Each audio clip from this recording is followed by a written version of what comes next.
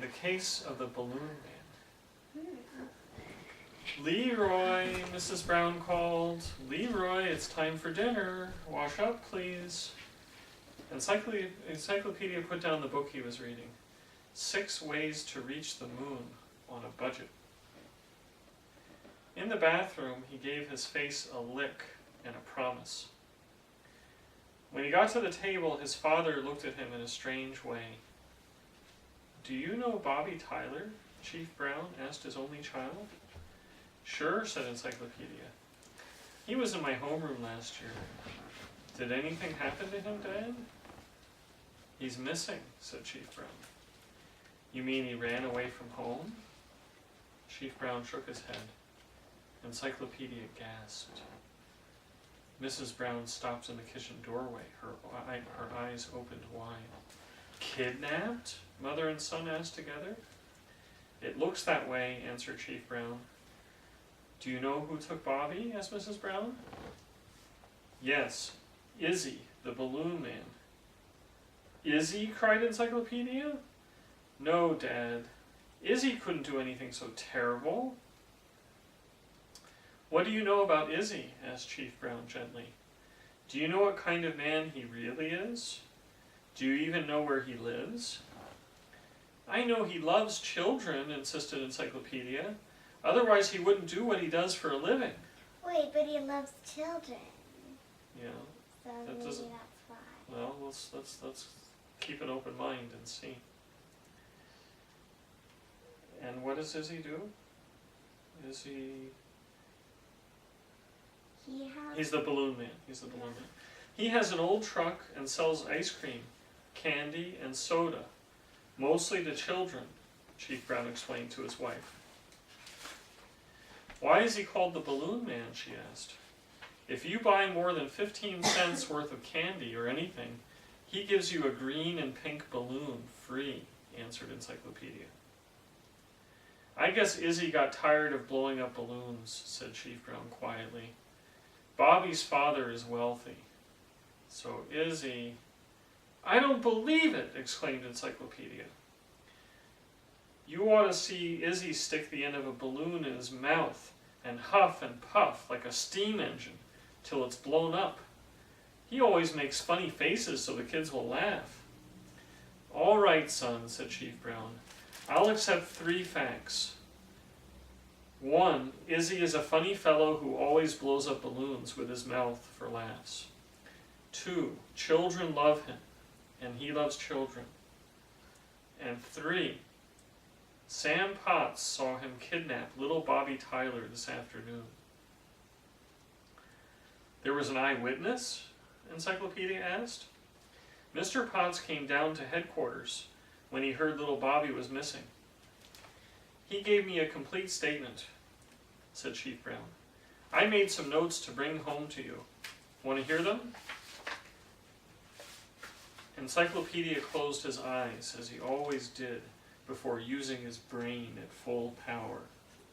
"Go ahead, Dad." Chief Brown took his notebook from his breast pocket. He looked it over a moment. Then he repeated what Mr. Potts had told him. "This morning, Izzy made a stop near Bobby Tyler's house and drove off, or so it appeared," Chief Brown began. "Later, Sam Potts and Reverend Bevan were in Sam's backyard, which is right behind the Tyler's walled backyard." "Shh, Joshua." What? Shh. What am I doing? "Sam saw a green and pink balloon, the kind Izzy gives away, rise into his oak tree," continued Chief Brown. "The balloon stuck high out among the branches. Because there was no breeze to blow the balloon loose, Sam got a long ladder and climbed into the tree." Chief Brown paused as he turned over a page in his notebook. He went on. "From up in the tree, Sam could see over the Tyler's 12-foot wall. Sam says that as he freed the balloon, he looked down in the Tyler's yard. He saw Izzy put Bobby into his truck and drive off. Sam told Reverend Bevan what he had just seen. Both men took it for granted that Bobby's mother had said he could go for a ride in Izzy's truck. Later, when the Reverend learned that Bobby was missing, he advised Sam Potts to see me. Chief Brown closed his notebook. An hour after Sam Potts had told me what he had seen, Bobby's father telephoned. He had received a note. It said he must pay $60,000 or never see Bobby again. He would learn where to leave the money tomorrow. Chief Brown stopped talking. Both he and Mrs. Brown looked at Encyclopedia. Idaville's ace detective kept his eyes closed in thought a long time after his father had finished talking. At last he opened his eyes. He asked 2 questions. It seldom took more than 2 to solve a mystery when his father gave him the facts. How does Mr. Potts earn his living? He asked first. His father frowned. Why, I don't know. He's only been in Idaville 2 months. He doesn't own the house behind the Tylers. He just rents it. And Encyclopedia's second question was, did Reverend Bevan see the balloon fly into the tree? No, said his father, but Sam Potts did, and the Reverend saw it stuck in the branches. What difference does a balloon make? It solves the case, answered Encyclopedia. Do you know where Bobby is? Asked his mother anxiously. Is he unhurt? I don't know that, Mom, said Encyclopedia, realizing that he had spoken too quickly, but I know who kidnapped Bobby. We already know that, pointed out Chief Brown. It was Izzy, the balloon man. No, Izzy has probably been kidnapped too, said Encyclopedia. Chief Brown sat back and stared. The guilty man, said Encyclopedia, had to find someone to blame Bobby's kidnapping on. Izzy was chosen, so Izzy has to be kept hidden, or he'll deny the crime. What makes you so all-fire certain Izzy didn't kidnap Bobby Tyler? Demanded Chief Brown. Because Mr. Potts kidnapped Bobby, answered Encyclopedia. Sam Potts may be a stranger in Idaville, but that doesn't make him a kidnapper, said Chief Brown angrily. And don't forget, Reverend Bevan was right there with him. Mr. Potts wanted him there, said Encyclopedia. The Reverend was a perfect witness. But the Reverend couldn't see over the wall into Bobby's backyard. He had to accept what Mr. Potts up in the tree said he saw. Are you telling me that Sam Potts used the Reverend, said Chief Brown. He did, said Encyclopedia. I'm sorry, son, said Chief Brown. You just don't have any reason for saying Mr. Potts lied about seeing Izzy put Bobby into his truck.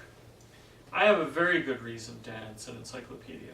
Mr. Potts might have got away with the kidnapping and collected the $60,000 ransom, but he overlooked one simple fact about Izzy. What had Mr. Potts overlooked? So, honey, sometimes we have to go back to the story and review the story a little bit. And let's remember Encyclopedia's 2 questions. What were those 2 questions? One of them was, how does Mr. Potts earn his living? Yeah. So first question Encyclopedia Brown asked was to see whether Mr. Potts is trustworthy. How does he earn his living? What do you know about him? Get, like, money. Yeah, and Chief Brown didn't know. That's why he wanted the $6,000. $60,000. Yeah, $60,000. And the second question was, did Reverend Bevan see the balloon fly into the tree? Okay. No, the answer was no.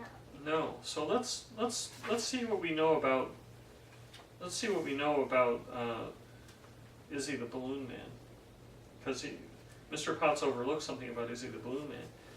He loves children. Well, wait. Let's see.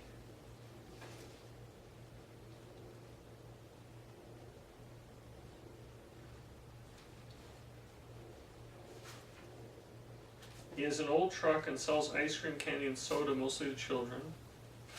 Well, yeah, we know. I know what we know. Okay. So Daddy will read you the key phrases, and we'll see if you understand the answer, the solution to the problem. See, if you buy more than 15 cents worth of candy, he gives you a green and pink balloon free. You ought to see Izzy stick the end of a balloon in his mouth and huff and puff like a steam engine until it's blown up. Okay? So he tells you that. Okay? He always blows up balloons with his mouth for laughs. And then Sam saw a green and pink balloon, the kind Izzy gives away, rise into his oak tree. The balloon stuck high among the branches. Because there was no breeze to blow the balloon loose, Sam got a long ladder and climbed into the tree. So this. Maybe like he climbed the ladder up to the tree so we could see. Yeah, but what I'm telling you is that when Sam said he saw a green and pink, the balloon stuck high among Sam saw a green and pink balloon rise into his oak tree. I'm saying that this is a statement which is a lie. Do you know why? Do you know the difference between balloons that are filled with air and balloons that are filled with water? Helium? What is helium? Helium is sometimes you fill balloons with a gas called helium. Helium also, if you breathe it in and you talk, you sound like a chipmunk. You sound really funny when you never saw that before? No. So the point is, if you blow up a balloon by yourself, does it rise? If it's like, yeah. No, because the air inside the balloon is just as heavy as the air that's already in the air. And so the balloon isn't going to rise, it's going to fall. If the air inside the balloon is lighter than the surrounding air, then it will rise. And like if it's filled with helium gas, yeah, because like then it will rise. It's like some balloons, like they're not blown up by people; they're made. Right, and those are blown up with helium, and then they rise. Okay, so Daddy is predicting what the solution is. Let's look at page 88.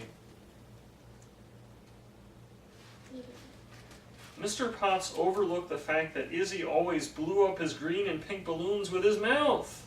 That is, the balloons had nothing but breath or air in them. Balloons with air in them do not rise high into a tree on a day without breeze. They sink to the earth. Only a balloon blown up with something lighter than air, such as helium, will rise high into the air. Good job, Daddy. Encyclopedia immediately realized that Mr. Potts had planted the balloon in the tree ahead of time. Then he had told the Reverend he had just seen it. This gave Mr. Potts the chance to climb up the ladder. Looking over the 12-foot wall, he pretended to see Izzy kidnapping little Bobby. Encyclopedia knew that Mr. Potts must have kidnapped both Izzy and Bobby at some earlier time. When Chief Brown heard this, he went to Mr. Potts' house. He found Bobby and Izzy tied up. Izzy's truck was hidden in Mr. Potts' garage. Caught, Mr. Potts confessed. He had rented the house behind the Taylors in order to kidnap Bobby and hold him for the ransom money. And that's the solution. See, you have to close your eyes and think. Yeah. Okay. Okay, honey. Daddy's gonna take a trip now. Okay. Hello. Okay, you can cut. Okay. Have a nice Sunday, pal.